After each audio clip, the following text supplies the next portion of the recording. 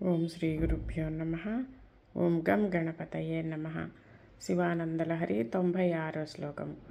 ధైర్యాంకుశేన నిభృతం రభసాదాకృష్య భక్తిశృంఖలయా పురహర చరణాలానే హృదయ మదేభం బధాన చిద్యం త్రైః. శంకర, సదాశివ, త్రిపురాంతగా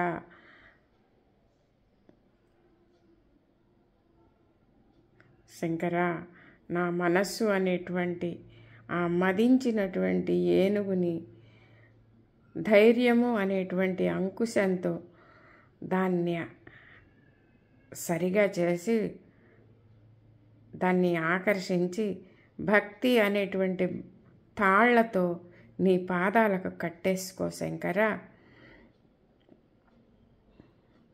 శంకర, సదాశివ, నా మనసు ఒక చోట నిలవట్లేదు, అటు ఇటు పరిగెడుతూ ఉంది. మదించినటువంటి ఏనుగులాగా పరిభ్రమిస్తూ ఉన్నది శంకర.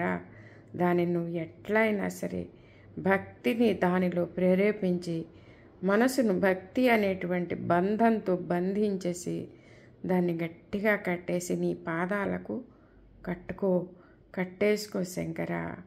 అప్పుడు కానీ మనసు అనేటువంటి ఈ మత్తేభము నిలవదు శంకర. నీ పాదాల దగ్గరే నిరంతరము రమించేటట్లుగా ఆశీర్వదించు శంకర. సదాశివ.